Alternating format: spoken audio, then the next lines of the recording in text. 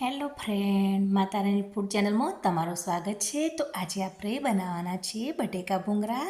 તો એકદમ સરસ એવા ચટપટા ટેસ્ટ સાથે બનીને તૈયાર થશે. તો વિડીયો પૂરો જરૂરથી જોજો અને જો પસંદ આવે તો લાઈક જરૂરથી કરજો અને ચેનલમાં નવા હોય તો ચેનલને સબસ્ક્રાઈબ જરૂરથી કરજો.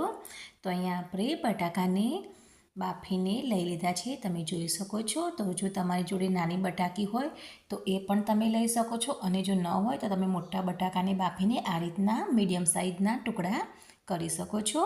હવે આપણે એક મોટા વાસણમાં 2 ચમચી જેટલું તેલ લઈ લઈશું. એની અંદર કાશ્મીરી લાલ મરચું 2 ચમચી જેટલું નાખી દઈશું. સ્વાદ પ્રમાણે મીઠું નાખી દઈશું. જો તમારી તીખાશ વધારે ખાતા હોય તો તમે થોડું સ્પાઇસી મરચું પણ અંદર નાખી શકો છો. તો આ રીતના આપણે તેલની અંદર બરાબર હલાવીને મિક્સ કરી લઈશું. હવે જે આપણે બટાકા બોઇલ કરીને રાખ્યા હતા એની અંદર નાખીને આ રીતના બરાબર હલાવી લઈશું. એટલે બટાકાને મસાલાથી કોટિંગ કરી લેવાનું એકદમ સરસ. તો આ રીતના બરાબર હલાવીને મિક્સ કરી લેવાનું છે. તો હવે આપણે મિક્સર જાર લઈ લઈશું. એની અંદર મેં 10-12 કરી જેવું લસણ લઈ લીધું છે અને સાથે લાલ મરચાં મેં ગરમ પાણીમાં પલાળીને રાખ્યા હતા, કારણ કે મરચાં થોડા તીખા હતા એટલે તીખાશ ઓછી થઈ જાય એ માટે. તો હવે આપણે એને નાખી દઈશું એની પેસ્ટ બનાવવા માટે. તમે મરચાંની તમારી ટેસ્ટ પ્રમાણે વધારે કે ઓછા નાખી શકો છો. તો થોડુંક પાણી નાખીને આપણે લસણ મરચાંની આ રીતના પેસ્ટ બનાવી લેવાની છે. હવે અહીંયા મેં 2-3 ચમચી જેટલું તેલ લઈ લીધું છે. એની અંદર આપણે હિંગ નાખી દઈશું. તેલ ગરમ થાય એટલે પછી એની અંદર આપણે જે લસણ મરચાંની પેસ્ટ બનાવી હતી એની અંદર નાખી દઈશું ને આ રીતના બરાબર હલાવીને મિક્સ કરી લઈશું.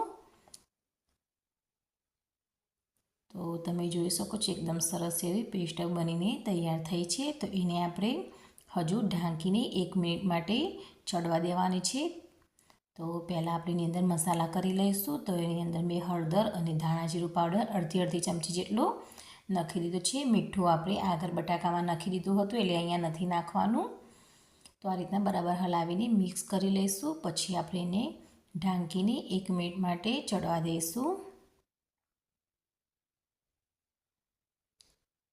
તો 1 મિનિટ જેવું થઈ જાય પછી એની અંદર તેલ છૂટું પડે એટલે આપણે આ રીતના ફરીથી હલાવીને મિક્સ કરી લઈશું અને ગેસની ફ્લેમ અહીંયા આપણે હવે બંધ કરી લેવાની છે.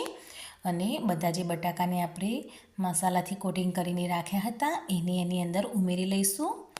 તો અહીંયા તમારે ગેસની ફ્લેમ બંધ કરીને પછી એની અંદર બટાકા ઉમેરીને બરાબર મિક્સ કરી લેવાનું છે આ રીતે. તો લસણ આપણું સરસ એવું ચડીની અંદર તૈયાર થઈ ગયું છે. હવે આપણે આ રીતના મસાલા સાથે મિક્સ કરશો એટલે એકદમ સરસ એવો એનો ટેસ્ટ આવશે. તો આ રીતના એકદમ સરસ બનીને તૈયાર થઈ જશે. હવે આપણે એની ઉપર થોડા લીલા ધાણા નાખી દઈશું. તો બનીને તૈયાર છે આપણા બટાકાનું શાક. હવે આપણે એની સાથે ભૂંગળા તરી લઈશું. તો અહીંયા મેં મીડિયમ સાઇઝના ભૂંગળા લઈ લીધા છે. સાથે મેં તેલ ગરમ કરવા માટે મૂકી દીધું હતું. તો તેલ ગરમ થાય તરત જ આપણે એની અંદર નાખી દઈશું ભૂંગળા. તો તેલ અહીંયા બરાબર ગરમ થવા દેવાનું છે. જો તેલ બરાબર ગરમ નહીં થયેલું હોય તો ભૂંગળા સારા નહીં ફૂલીને આ રીતના મોટા નહીં થાય. એટલે તેલ સરસ ગરમ થાય એના પછી જેની અંદર આપણે ફટાફટ ભૂંગળા નાખીને તરી લઈશું. આ રીતના બબે સાથે આપણે તરી લેવાના છે. તો અહીંયા ભૂંગળા તમે ગમે તે સાઈઝના લઈ શકો છો, મોટા હોય કે નાના હોય. તમારી જોડે જે ભૂંગળા હોય એ તમે લઈ શકો છો. તો આ રીતના બનીને તૈયાર થઈ જશે આપણું ભૂંગળા બટેકાનું શાક. તો તમે જોઈ શકો છો કે ગરમ ગરમ આપણે સર્વ કરી લીધું છે. તો એકદમ સરસ એવું મસાલાવાળું બટાકાનું શાક અને સાથે ભૂંગળા બનાવી દીધા છે. તો ગરમ ગરમ સર્વ કરો. એકદમ સરસ એવા લસણીયા બટાકા લાગશે. તો એકવાર જરૂરથી ટ્રાય કરવા જેવું છે.